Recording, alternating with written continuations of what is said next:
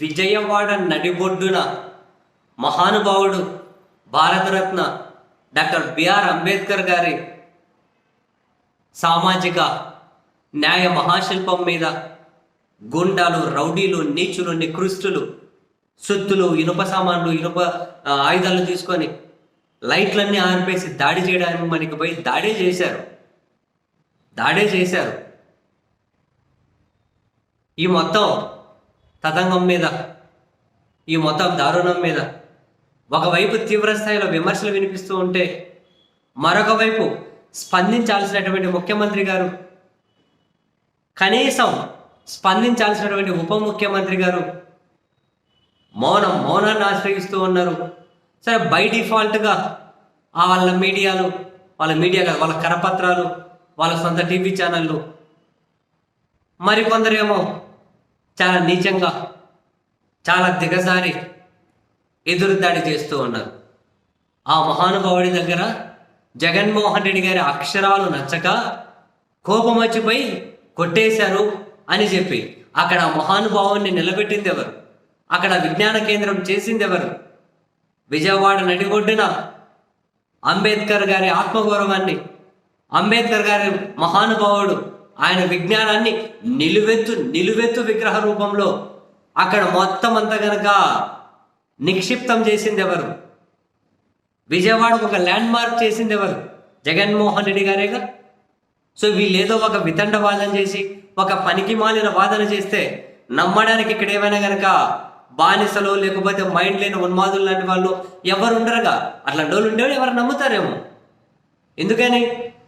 ఎందుకని ఏం జగన్మోహన్ రెడ్డి గారు దళితుల ఆత్మగౌరవాన్ని ఎక్కడైనా కనుక దెబ్బతీసే విధంగా మాట్లాడారా?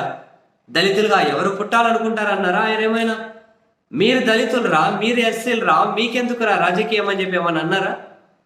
అటువంటివేం లేవే. వాళ్ళ ఆత్మగౌరవాన్ని కాపాడారు, no doubt in that. And Ambedkar గారిని విజయవాడ నడుపుడని కనీసం ఊహించగలుగుతారా? మరి అంబేద్కర్ గారి మీద మీకు కనీసం ప్రేమైనా ఉంటే అక్కడెక్కడో అమరావతి నదిలో ముళ్ళకొంపల మధ్యలో ఏదో ఒక స్మృతివనం కడతామన్నారు. ఒక కనీసం బేసన్నా వేశారా? ఒక గెరాడన్నా వేశారా? అక్కడ అధికారం మీకు 5 ఏళ్ళు ఉందిగా. జగన్ గారికి ఇంకా 2 ఏళ్ళు కరోనాతో పోయింది, అయినా కూడా పూర్తి చేశారుగా. మరి జగన్మోహన్ రెడ్డి గారి మీద కోపం ఎవరికి ఉంటుంది? ఎందుకు ఉంటుంది వాళ్ళకు? ఇది అంబేద్కర్ గారి మీద జరిగిన దాడిగానే చూడాలి. ముమ్మాటికి కొన్ని వర్గాలు సోషల్ మీడియాలో విజయవాడ నడిగడ్డన అంబేద్కర్ గారిని కొలువు తీరినప్పుడు వాళ్ళు చేసిన కమెంట్స్ ఏంటో, వాళ్ళు పెట్టిన పోస్టులు ఏంటో ఇప్పుడు మనం ఒకసారి రీకాల్ చేసుకున్న అర్థమవుతుంది.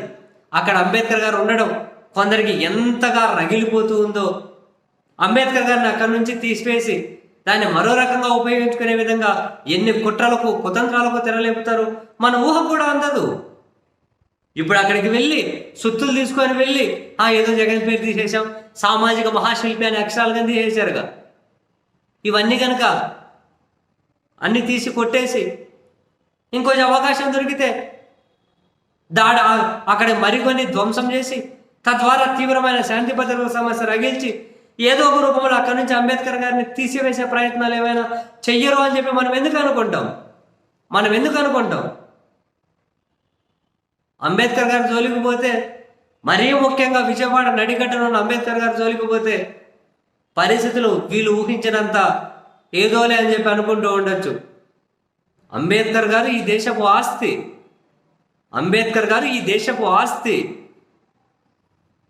సో ఆయన జోలికి చాలా ఈ ఆలోచన తప్పు వీళ్ళది. మీకు అంత అంబేద్కర్ గారి మీద ప్రేమ ఉంటే ఇంకో దగ్గర ఇంకో విజ్ఞాన కేంద్రం ఏర్పాటు చేయి.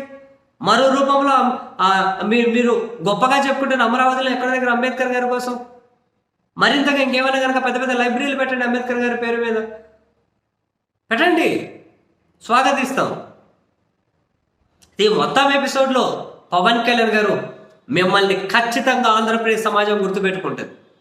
అంబేద్కర్ గారు రాసిన రాజ్యాంగం మీ ఫోటోల స్టైల్ కోసం, మీరు బిల్డప్ ఇవ్వడం కోసం సంఘంలో పెట్టుకొని స్టేజ్ల మీదకి నడుచుకుంటూ వచ్చి ఫోటో స్టిల్ కోసం నడుచుకుంటూ వచ్చి రావడం కాదు అంబేద్కర్ గారిని ప్రేమించడం అంటే.